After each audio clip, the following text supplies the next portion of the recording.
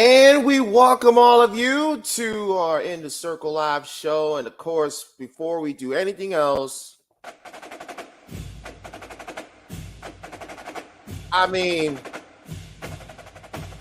congratulations to the Oklahoma Sooners who are winning their third national championship, knocking off Florida State 3-1 in Game 2 of the championship series. I'm Victor Anderson. We will be joined by Eric Lopez very shortly.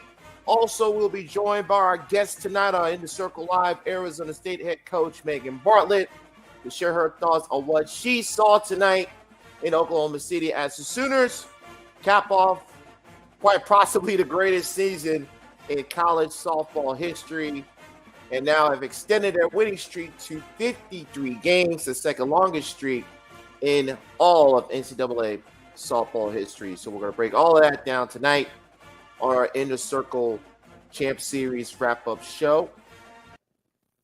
Now, of course, you can follow our podcast wherever you listen to your favorite podcast. You can watch our pregame show tonight, where we had CSUN head coach Charlotte Morgan, also Jenna Becerra, I believe, in softball, joining us to give their thoughts on Game 2 and what they saw in Oklahoma City, both out in person, like Jenna was covering for Softball America, and also for her alma mater, the Stanford Cardinal, as well as Coach Morgan, who will be getting ready to take the stage for AUX, who'll be kicking things off early next week over in Rosemont, now that Oklahoma has taken care of business and won their second national championship. Go ahead, get your comments in. We're going to be on for a while, folks. And yes, I am up. I am properly caffeinated, unlike last night. So we are in for the long run as Oklahoma takes home their third national championship, beating Florida State 3-1 this evening. And look, it was a phenomenal game. Florida State had opportunities early on. Jordy Ball, they got two runners on, couldn't get anything across, and Oklahoma had their chances against Sandercock, the bases loaded Fang, a phenomenal point with that. Sandercock getting out of that bases loaded jam. That really was kind of what kept Florida State alive.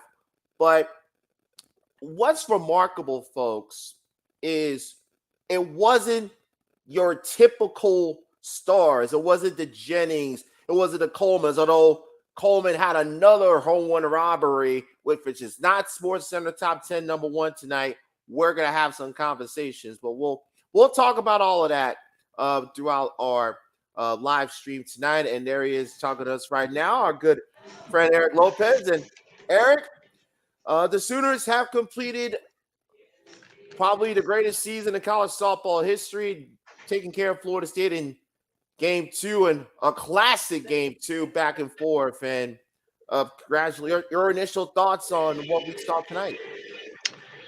Jordy Ball. This is the Jordy Ball World Series. One of the most great performances there, giving up just one earned run in the entire tournament. And credit to Patty Gasso going old school, saying, you know what, I'm going to throw my best pitcher as often as I can. What a crazy concept, Victor. Yeah.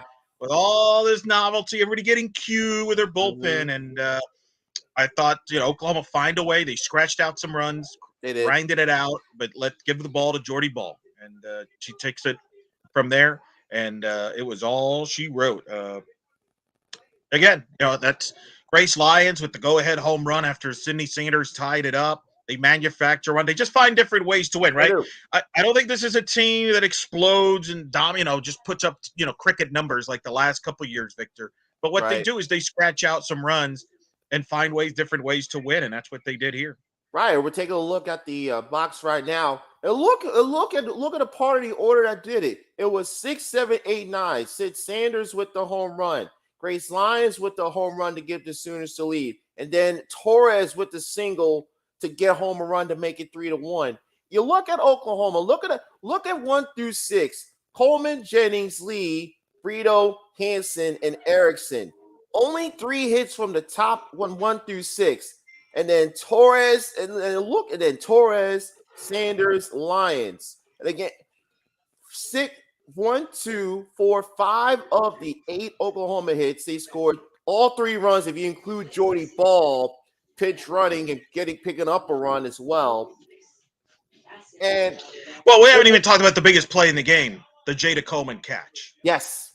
Right? 3-run homer, robbing there. That's a whole different game if she doesn't come up with that play. Agreed. I 100% agree. That to me is the big story. Yeah, and if Coleman doesn't make that catch, we're probably talking about, hey, we'll see y'all tomorrow night for Game 3. Correct. Because what'd you think of Storako starting? I thought it would be Nicole May. They went with Storako. Storako only gave up just a 1 run, but had help from Coleman. But overall, did a good job. And boy, again, I just like how Patty Gasso handled it. Once they got the lead, we're not messing around. We're going in with Jordy Ball. Hey, here's the thing. Take out that one bad changeup she threw on a 2-strike count. Mac Leonard. Mac Leonard. Poetic justice, Mac Leonard, after the rough night she had last night in Game 1, getting that home run to get the Seminoles on the board. Here's the look. Storako pitched well.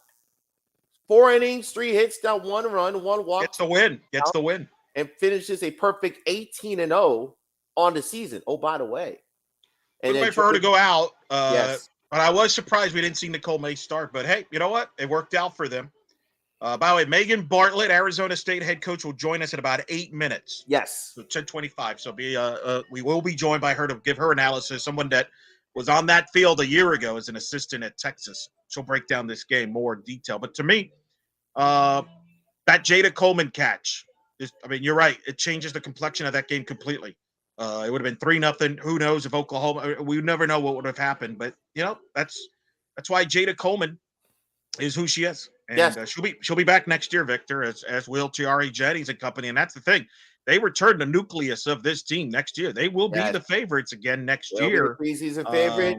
Have a chance to, and again, etch their name with the longest winning streak in all of NCAA softball, which is currently held by Tufts College on Division III side.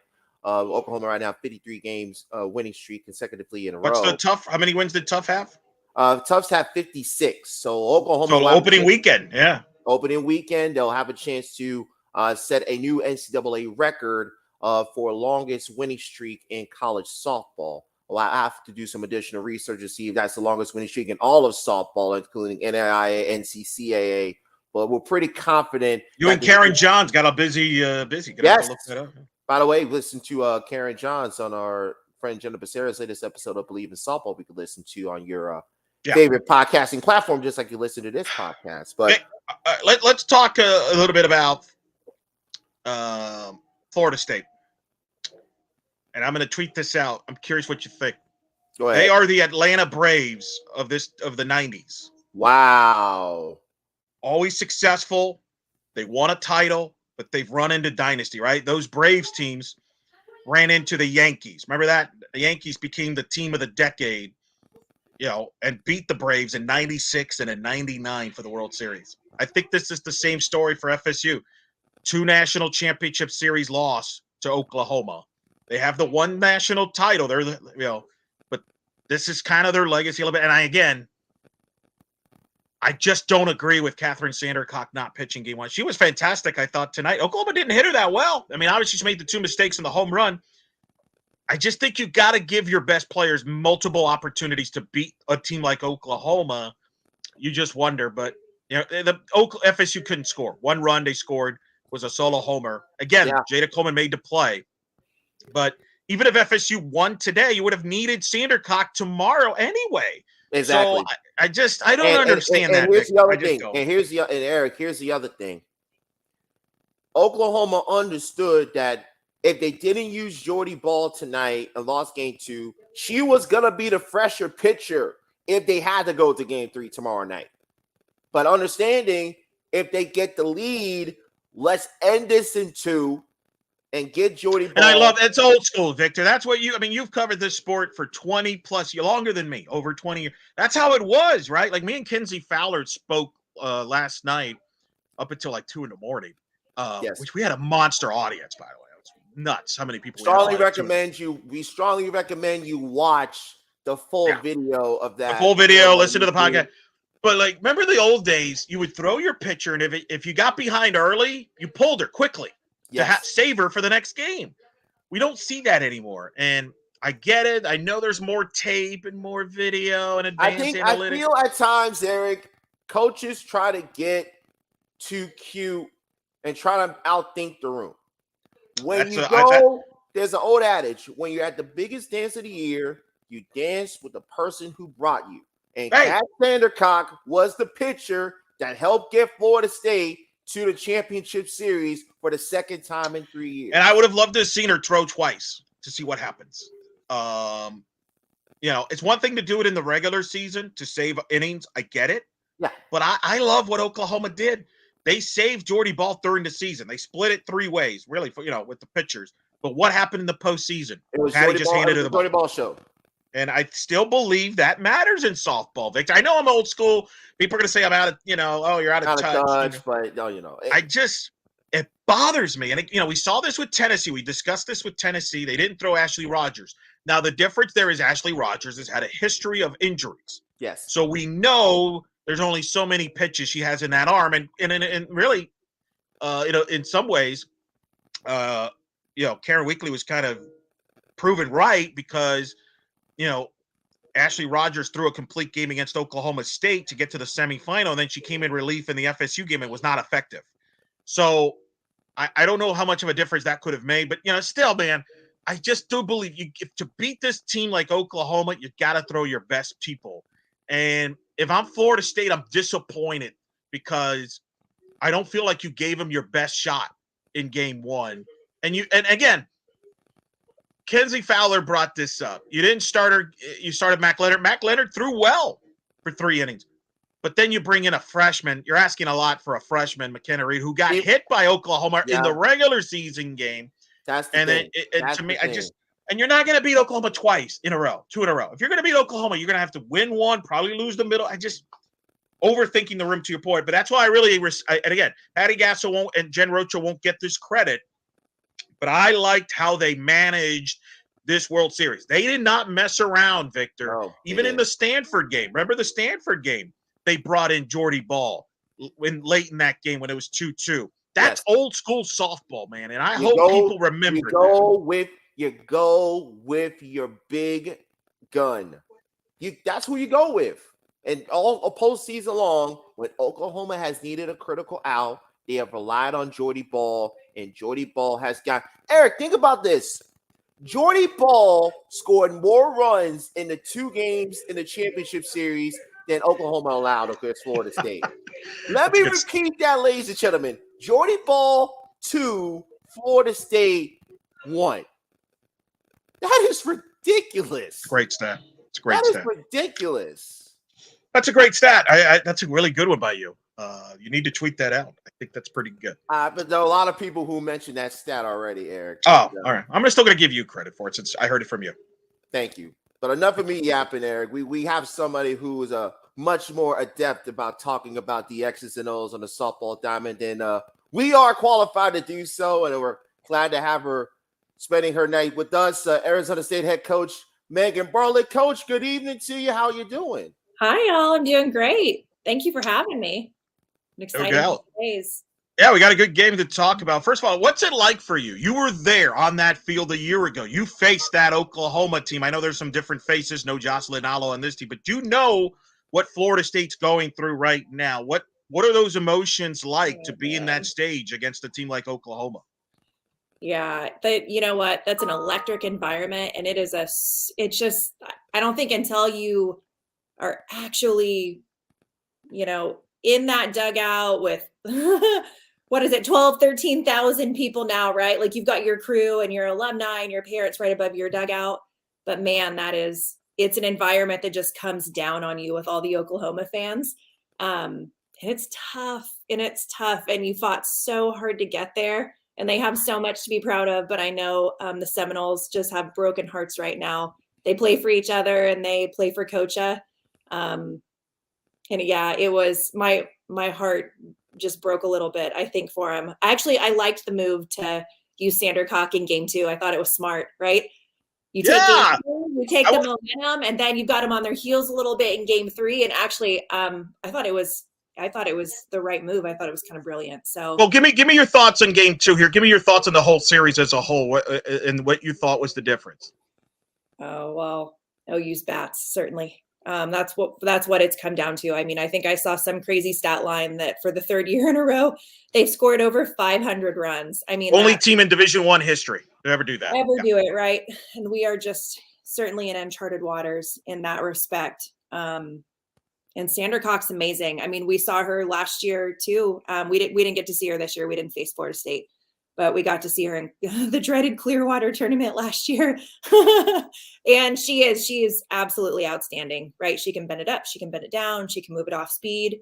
And you have to do a really, really solid job of hunting pitches, right? To be able to connect with Sandercock. And of course, OU's got incredibly talented hitters. They got through a couple balls and there was the game, then rob a home run. I mean, their outfield is so exceptional defensively too. Heartbreaker, certainly. What's it like to face Jordy Ball? She was at a different level this year. When you saw her last year, she had some injuries. Yeah. But boy, she was healthy and ready to go this year. What you faced Jordy Ball? What's so tough about Jordy Ball? The teams can't hit her. Well, we caught her pretty healthy in the regular season. You did. In fairness, you did. Yes. Last year we did. So I've seen it in full force. Yeah, and same thing. I think the coolest thing about Jordy is that she's such a competitor, right? Like her skills are A+. Absolutely. There's no doubting that. But man, she just doesn't give in. Like she's going to compete every pitch and her team rallies behind her. I mean, the kid's doing whatever she can to, sacrifice her body and win ball games. She's pinch running. She's, I'm sure if Patty sent her up to the plate, she'd happily grab a bat and, try and wail on the ball. So I think when you watch that kid play, that's the first thing you think about is how well she competes. She's pretty excellent at it. I'll say, giving up 1 earned run throughout the entire tournament. But Patty Gasso goes to Alex Taraco to start game 2. Had very limited innings in the postseason, especially in the World Series, had the 1 relief appearance. What'd you think of that decision? It worked out. She only gave up the 1 run. Granted, it was helped by the Jada Coleman catch, robbing of a 3-run homer, which is to me is the play of the game. Yeah, 100%. I am not here to question Patty Gasso's method. Always works out, right? I mean, always works. Continues to find a way to win big ball games. So, but I mean, to be fair, that's what she brought Alex there to do, right? Was to be the number 2 to Jordy and throw some big games. And she gave her the shot. And really, they were up by a game already in the series, and they probably, with how hot their bats are, had some room to work with. So, yeah, I thought it was a solid move, certainly. No doubt. And then Grace Lyons hits the go-ahead home run after Cindy Sanders ties it up. You've faced Grace Lyons. She's one of those players that is not a flashy player. Solid. Solid, right? Like those are players that coaches love, right? Yeah. You know that. Oh, goodness, yeah. I mean, Grace Lyons, she really, she is. She's humble. She really, I think, plays the game the right way. She respects it really well. And yes, not flashy, but my goodness, like she's been solid since she's been there. She's an incredible middle infielder. I've been a captain for many years on a very, very good team, I think, with a lot of kids who have some pretty impressive leadership quality. So I think that speaks to a lot of her value and who she is as a human. So I think Grace Lyons is just one of those kids that you're right. Anybody in the country would love to have her. And then, of course, right, she comes up with a big ball tonight. So very talented. Put it into context what Oklahoma has just done here. 3 straight national titles. First team since UCLA to do it. It was the only other team to do it in 88 through 90. They only lose 1 game this year, which is to Baylor in a non-conference game, which is kind of nuts. Because the Big 12, as you know, coached in that league. It's a strong league. This year was number 2, in fact, behind the Pac-12. We'll get into some Pac-12 talk later. But as you would know, very weird. But you dealt with, I mean, what's it like? Put into words, as somebody who's been in this sport, you have played at a high level in the sport. You're an All-American. You've coached at a high level. Just put into words what Oklahoma is doing here, because a lot of the media that don't cover softball are starting to catch on. Yeah, we've never seen the likes of what Coach Gasso's put together. I mean, we certainly haven't on every side of the ball, because really the home runs are easy to track, right? And they're easy to see. But but I think the pitching is very good, and they've got really almost all their pitchers go rise, drop, change, can move strikes through the zone. The pitching is extremely, extremely solid. And then, gosh, you watch them defend, and they just rarely make mistakes. And granted, their pitchers strike a ton of people out, right? So in the relative scheme, they don't have as many opportunities to make mistakes because their pitchers strike so many people out. But defensively, they just change the momentum of ball games on the defensive side of the ball too. So really, when they're just slamming doors in your face, I think in all three aspects of the game, as I said, we haven't seen the likes, because really back from, I think 88 to 90, right, when UCLA made the last three-peat, the bats weren't as hot, hitters weren't as strong and as efficient. Pitching was so dominant back in that day. That was just really a bit of a different game. And what she's created now in this age of softball is, I just think, something new entirely.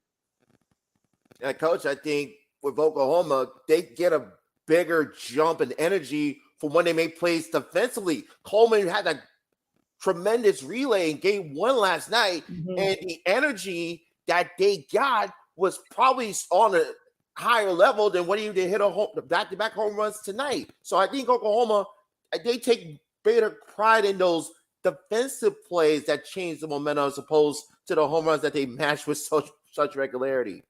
Yeah, it's certainly a well-oiled machine. If you've even watched that team take pregame, right, that there's 30 people on the field, and I'm not talking about the players. There's like people hitting balls and people catching balls and somebody else cycling balls, and the woman knows what she's doing, certainly, right? They are, goodness, like they're in rhythm, they're on time, their instincts are excellent, they're ready for the next play. Really good feet, of course, good hands. You don't get on her field if you're not an A+ defender. So, hats off. She has certainly put together something special, and they've earned it. All right, you're Florida State. You've been in these shoes now, where you're flying back after a great run. That's the other thing. You get to the national championship series. You've had a heck of a year. So what is the feelings like? What do you think Lonnie Alameda tells her players? What are the emotions like as you get back here in the coming days? What do you think they'll be thinking about? Oh, knowing, and I don't know her terribly well, but I've had the pleasure of spending some time around Coach Alameda, and she's going to tell them that she's proud of them and she loves them and she means it. And she'll go to battle with that group 100% of the time. So again, I think in those moments, it's so disappointing at the end, but you have to hold on to all the good things, right? And the journey and the momentum. And I think that's what Lonnie just does in such an exceptional way. There was kind of the clash of two really impressive cultures in clubhouses, I think, in our sport, even more so than the softball.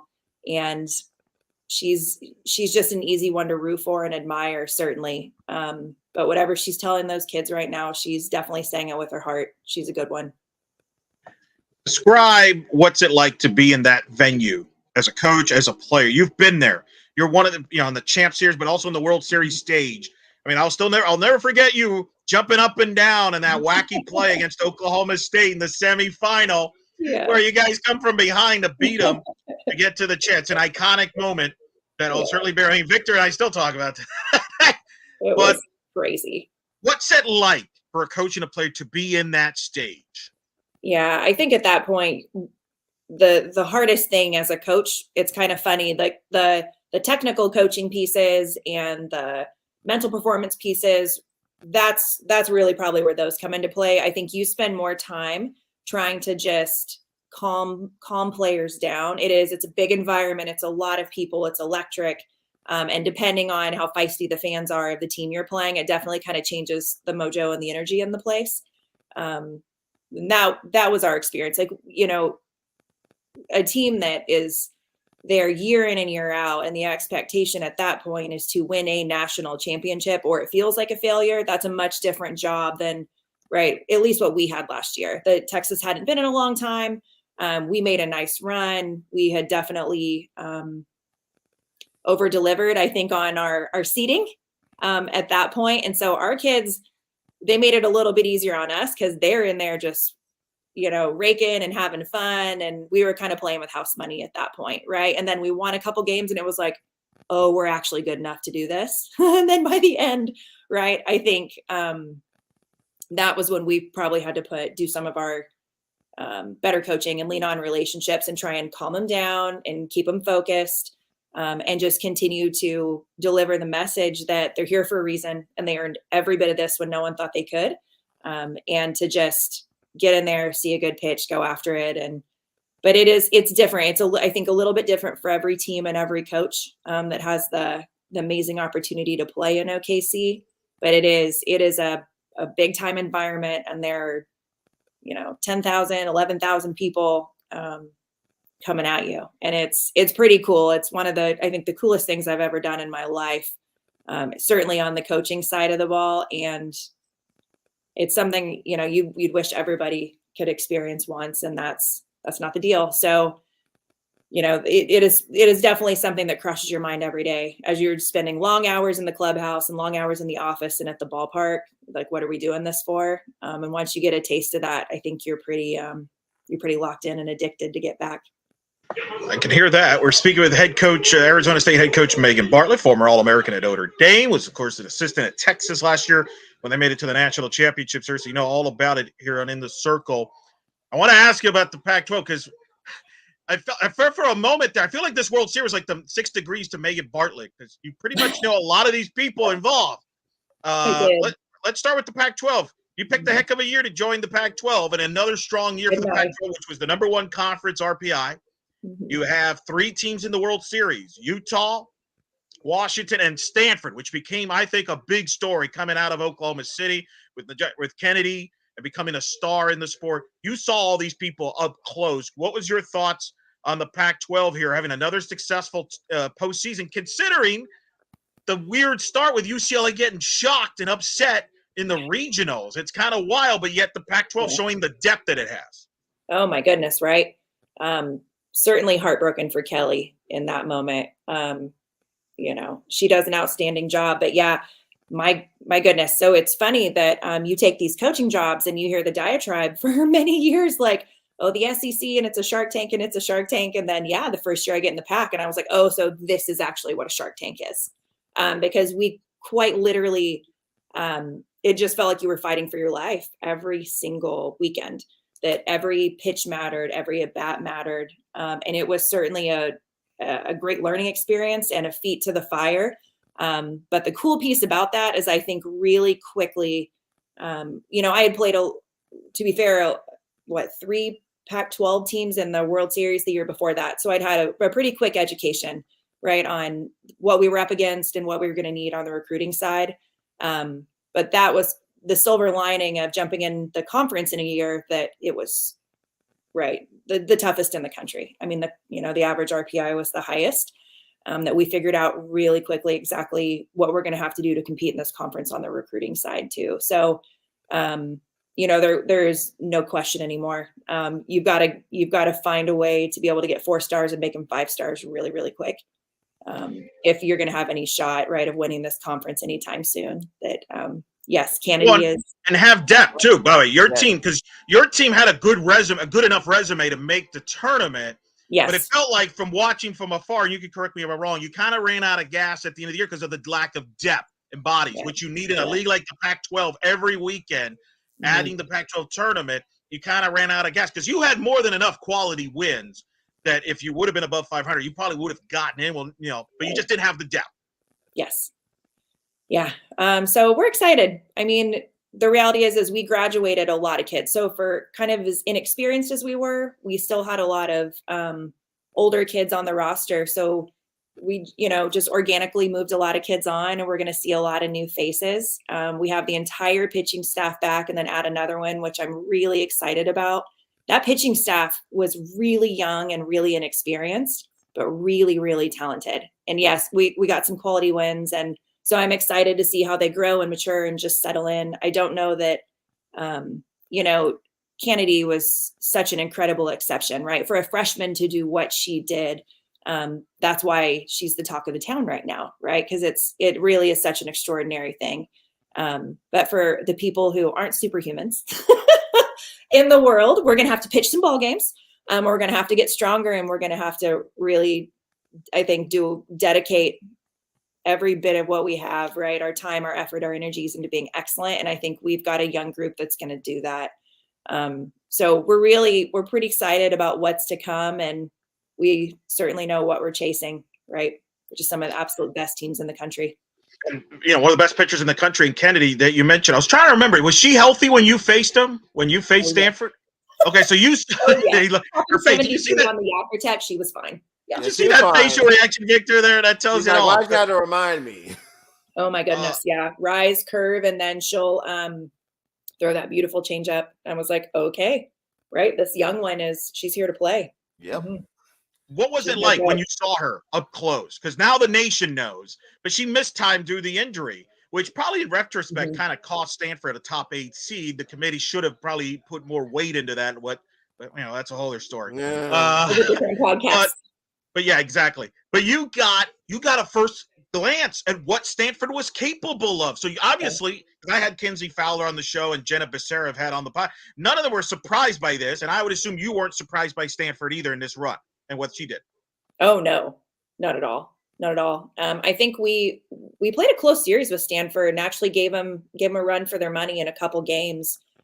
We pick up a ground ball, I don't know. We make it interesting. So, but yeah, no, was she able to make the run she made? And it's, it's different when you're playing a 3-game set, right? You're going to have to use different pitchers and you have a second look at people.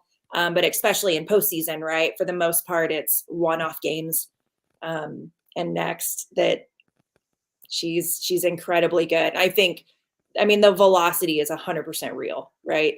But I think her composure and her command, she is very much in control of what she's doing. Like, is she throwing the low rise? Is she throwing the high rise?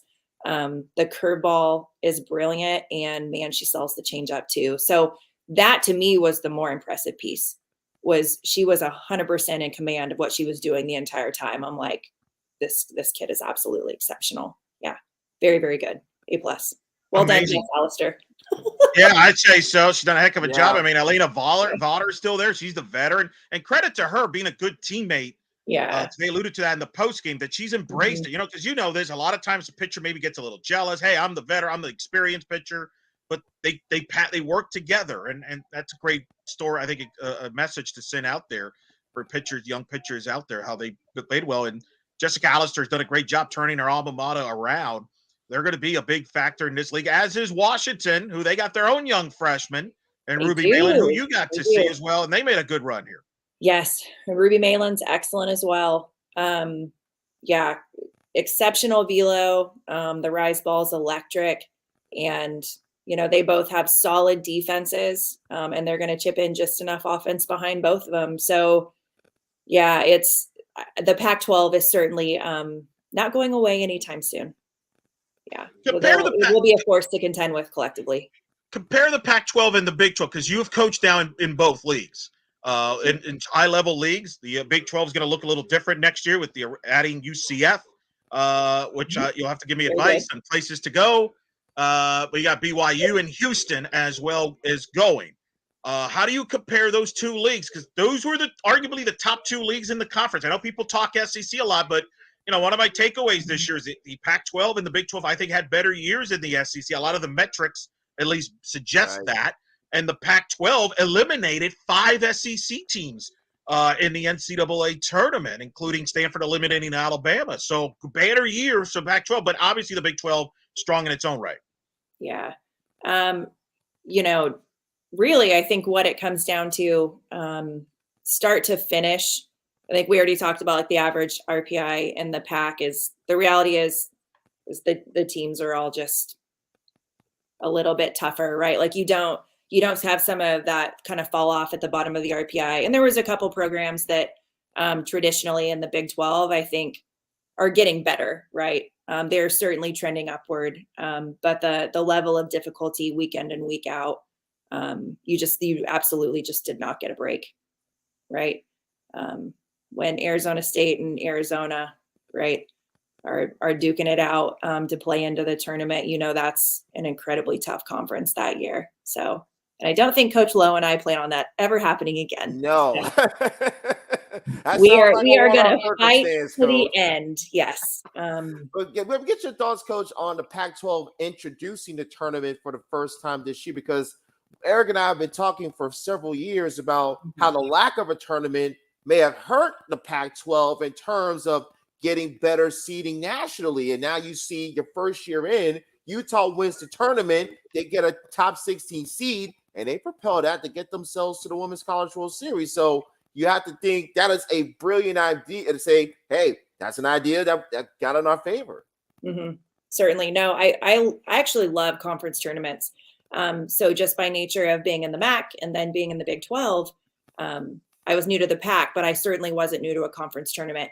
So yeah, there's a completely kind of different mindset, I feel, when you're playing just your 3-game set. It's scripted, you know who you're getting. You've got many days, right, to prepare for the pitching staff that's coming into town. And at the conference tournament, you don't have that luxury. You're changing opponents every single weekend. And granted, you've seen them at some point in the 3 months before that. But it's just a different mindset. It's back to the every at bat matters, every pitch matters. The stakes are a little bit higher. The stressors are running a little bit higher. And you've got to figure out, hopefully you have figured out to that point, but there always seems to be that kid on every team that it's kind of like a bubble player and they get in there and just get hot. And here we go. And you're going to see really, I think, how your pitching staff, which of them is going to really perform well under pressure, not try and do too much, not try and stretch their pitches too much, but kind of bend the ball through the zone and make sure that they're just able to feed your defense and get outs, right? There's high values, I think, in small margins once you get to postseason. And I think the conference tournaments do a really good job of kind of flipping that switch for teams too, to what you're talking about, right? Utah got some great momentum, carried it through a regional and a super regional, and then there they were in the World Series. So I love it. I think it's awesome for visibility. I think it's certainly helpful, right? Going into selection show Sunday. And it's fun. If you don't love postseason, I don't know why you would do this job or play this sport, because this is what it's all about. No doubt about that. And I said it, I don't think Utah gets a chance to host without that Pac-12 tournament run that they made. And so I think that's a big positive for the Pac-12. We're speaking with Megan Bartlett, Arizona State head coach here on In the Circle. I want to get you some off-season storylines here from your perspective before we let you go, because you're spending family time, which is appreciate you doing this in the late hours, talking softball. But a lot of talk about a pitch clock maybe coming to softball. Is that something you like? Do you not? I've defended the pitchers throughout all of this. I feel they're being scapegoated for some of the reasons these games, quote unquote, go long. I think there's a lot of factors why games go long, one of them being commercials taking long in postseason and things like that. But there's been a lot of talk of the pitch clock as Major League Baseball has applied it. What do you think about that? Or is there any other rule changes or topics you think that could be coming up this year for coaches in the offseason? Yeah, that's a good question. I think most of the pitch clock, I think our games move quickly enough. I don't know. I think that would be more of a nuisance and a headache. And you're right. Half the time it's because the hitters walking down the line, messing with their bat, clicking their shoes, whatever's happening. So no, I don't. I feel like our umpires have enough going on right now, right? With is the foot in and out of the box and whatever, but what everybody's watching and try and manage the strike zone. I'm like, oh geez, please don't add one more element. I can't see how that would be helpful. I think the recruiting calendar for us has created, taken a lot of kind of our energy and time as a head coaching body, with NIL and the transfer portal. I think what you don't really do this job for balance. That's not really a thing, nor vacations. But I think by nature of what's happened, right, really with the rule changes, the transfer portal, a pandemic, there's just, I think, a lot of things played into. We can only be good for our players if we're taking care of ourselves. And I don't know that that's really been something that's happened in the past, I don't know, 4 or 5 years in college, not even college softball, but just really college athletics. You're watching prolific football coaches who have made a lot of money just calling it a career early, right? Because the schedules, the demands, it's been unfair to their families. And basketball too, Jay Wright, Villanova. left after winning, the Final Four run. So you're right. Away from it, did what I needed to do, and next. So, as we're not making football and basketball money, right? I think realistically, as a coaching profession, we need to find a way to find some better balance in it. And then probably the last thing is whether or not we're going to deregulate the mound. And no, I don't want to talk about who is crow hopping or not. I'm not going to go down that rabbit hole. But that is certainly whether or not we're going to deregulate the mound be on the table. We got plenty of people doing that on social media as it is. Yeah, I'm good. So you don't have to worry about. I love that. Twitter, please. No, I love that. Let me ask you about seeding. Because a lot of people thought Stanford should have been a top 8 seed. I think they proved they should have been a top 8 seed. I agree. There was some other questionable seeding. There's talk, I think, that we could go to 32 teams instead of just seeding 16 teams, kind of like with volleyball, women's soccer. Do you think that's something that the coaches would support? That's cool. Yeah, I think that. The more we can, it's just flat out math, right?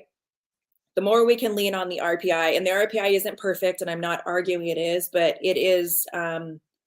Right, a much more standardized process of seeding as many teams as possible, and we're kind of taking out the human element of it. I don't think that's an easy job. It's certainly not a committee I've ever signed up for.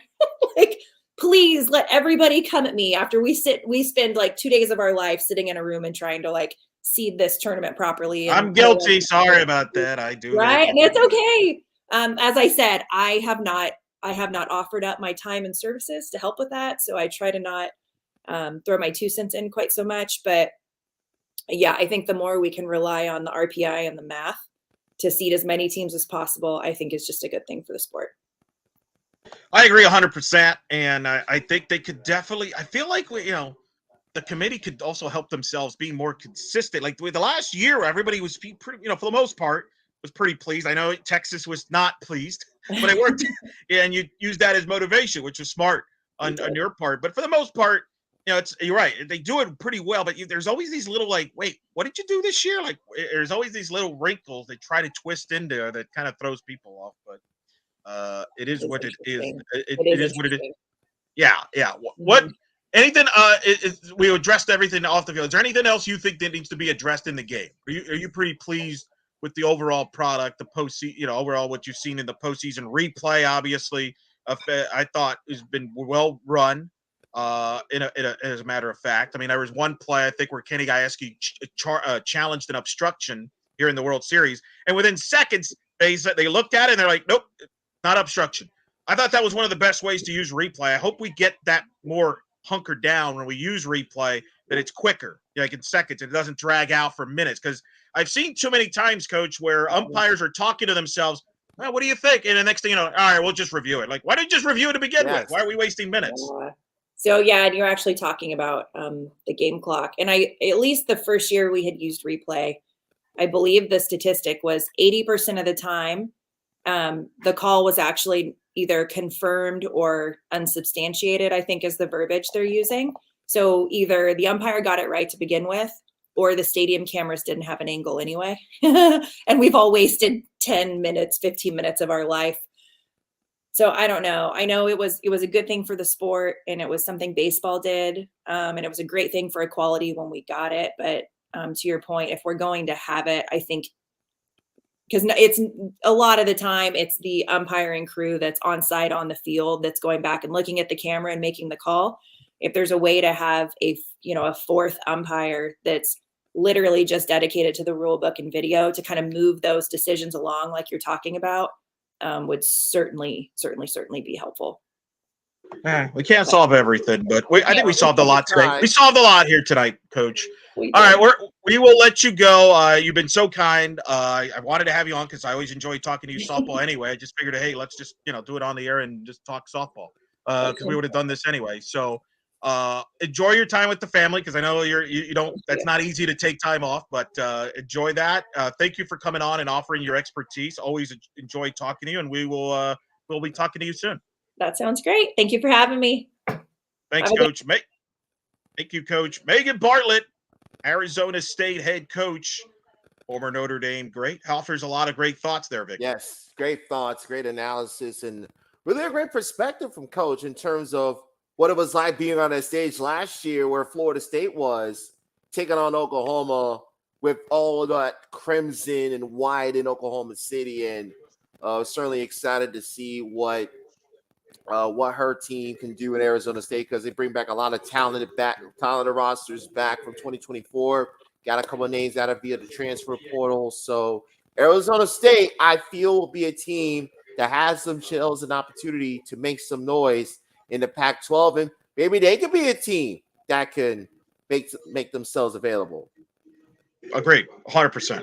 I think they're in the right track. Like I said, just give them time to build that roster up. They'll be right back in the mix without question. Coach Bartlett's awesome. She's fantastic. He's always had great offenses, too. Going back to Ball State, when they had Becca Mueller, there was an assistant running the offense. And then, obviously, now he's got Coach Kalidas.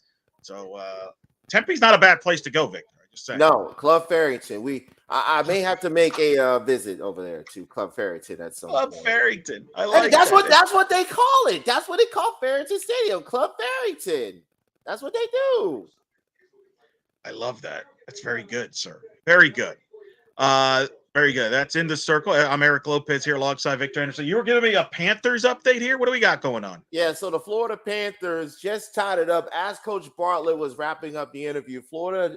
Well, by the way, for the record, ladies and gentlemen, we are Florida Panther fans as well as Miami Heat fans. The Panthers just tied it up with the Vegas Golden Knights 2-2. There are less than 2 minutes left to go in the third period. Wyatt Tomchek, our good friend from UNLV, all right, probably cussing out the television right now with what's going on with that. So, all right, we got about 10 minutes. We're going to go 10 more minutes, and then we're going to wrap it up, hopefully, to, watch that. Let me hit up a couple other topics. First of all, yes, thank you, Fang Knight. Congrats to me. I won the draft game with Vic. FSU only lost 3-1 after losing 5-0. So you were -7. So you were -7. You were -13. The Tennessee game kind of cost you, ironically enough, Victor. Also, Athletes Unlimited is going to start soon. Yes. I've invited, if you tuned into the pregame show, Jenna Becerra. We could bring her in to play in our little draft game that we do with Athletes Unlimited. So we could do a three-way competition there. From that standpoint. So that's a couple of items. Big news that came out, Victor. I want to address this. Mm-hmm. It came out 30 minutes before first pitch. I didn't even know about it because I was on the show. The Florida Gators announcing that they're parting ways with Mike Bosch, their pitching coach. Big news. You don't see that often either, that a press release comes out, Victor. But that is a prime job. And as we've talked about now, as we go into this offseason, July 1st, is going to be a big day. You can add that third paid assistant, or a fourth assistant in some role within your staff. But that's big now. A Florida pitching coach job is open, Victor. That is going to be a prime job opening there. Ironically, that news comes out as Jen Rocha, the former Florida assistant coach, obviously the Oklahoma assistant coach, just won her third straight national championship. Now, some people might try to, And as a matter of fact, Derek, I do have a statement via Extra Inning Softball and Justin McLeod via Tim Walton. He said, at the conclusion of the season, Mike and I sat down and discussed the year and his career here as a pitching coach. We decided that moving in a different direction was best for the program. There's a full story available on Extra. Yeah, there was a Florida press release. Press release. And give them credit, man, Victor. You don't see that in softball. A lot of times assistants move on and you don't hear a peep. A lot of times people like Justin have to break the story. Yes. But in this case, they went out with a press release. I think that's not by accident. No. I think Tim Walton knows what he's doing. I think he wanted it out there that he knows, hey, we're looking for a pitching coach because that's a prime job. And I think some big names are going to be rumored to that job. Some people are going to try to suggest Jen Rocha maybe. Does she go back there? I don't see that. I agree. But I'm just going to throw that out there. I don't think that's going to happen either. But I do think there's going to be some big names. There will be. And linked to that job. One name that's available is Taryn Mowat, who's no longer at Arizona. So that big news. You don't see that often, but on the Florida will be looking for a pitching coach. And that's a prime job position because they got a young freshman that's already going to be the best pitcher in high school coming in next year. Tim Walton's excited. He told me he was excited about this class that's coming in. They really think they're going to have a bounce back year next year after a tough year by their standards. By their standards, yes. This season. So that's the big scoop there that came out, to say the least. Florida there. You know, I was not expected to see that. Game 1 of the championship series numbers did about a 1.3 million viewers. It is the lowest game 1 since 2018. A lot of people got mad at me because I tweeted that. Look, I'm just telling you the numbers. I'm just an advocate. I'm just providing numbers. Yes, and I understand people. Yes, there was a rain delay. I think that hurt a little bit. Yes. People bring up the NBA Finals. Certainly that hurt. Although, as much as it pains me to say, that Heat Nuggets game, let's be real, was over in the third quarter. Yeah, it was. I mean, the NBA Finals been going on for a long time. We'll see how this game tonight does. I think it'll do a much better. Obviously, it'll do a much better number. Yes. But you bring up the Panthers game being very interesting, so it'll be interesting to see what the numbers for game 2 comes out. But those are the TV numbers. And of course, if you see down below, we have the numbers for all the game 1s going back to 2018. Look at you, yeah. I think there's like I said, I think there's a lot of factors. The rain delay helps. Is there some people that maybe have Oklahoma fatigue? Maybe. One thing that's interesting: Florida State has historically never drawn well in the World Series from a TV viewership standpoint. Right. You saw the number. You saw the numbers in game 1 versus Washington, only 1.23 million. That's the lowest one. So it happens. I don't think it means anything. I do wonder, Victor. Mm-hmm. You know, because this is the second year of this new format with the new schedule. Remember, they used to play the national championship series Monday, they play Tuesday, Wednesday. They were playing Monday, Tuesday, Wednesday. Yes, right. Yeah. Now it's Wednesday, Thursday, Friday. Are they reaching their potential from a TV number standpoint? And look, it wasn't really their say. This was all because of what happened with Oklahoma State, FSU a couple of years ago, and trying to create more space. Right. But I wonder. You know, again, it's a small sample size, so you don't want to overreact to it. But you wonder what if they're better off going back to a Monday, Tuesday, Wednesday schedule, or maybe a Tuesday to Thursday, or do they do what college baseball did, go to a Saturday, Sunday, Monday series? Well, Mark Bennett asked this question: can we get a Friday, Saturday, Sunday? Now, Mark, if you do a Friday, Saturday, Sunday, I think that may result in you moving the World Series instead of starting on a Thursday, you start on a Friday. Right. That's what you will likely have to do. Right. That way you have the Saturday and Sunday games on that ABC window. And remember, next year, the Stanley Cup Finals will be on ESPN and ABC along with the NBA Finals. Yeah, agreed. No, it's a great point. It's a great point. I'm very curious. Like I said, we'll see what the numbers do for that. But as of right now, at least going into game 2, I would think this will change after game 2. But I think the most watched World Series game so far has been that Oklahoma-Tennessee game at 1.4, Washington-Stanford around 1.3, same but yeah, Stevie, I do agree. The days off, the days in between games, and especially if you're having to travel to cover the Women's College World Series. I'll give you a story. When I covered it in 2020, wrong way. So you have to point to your right. Me in 2021, I had to take off an entire week of work. So I left Wednesday morning, early bird flight to Oklahoma City. Thankfully, I got a nonstop direct flight to Oklahoma City.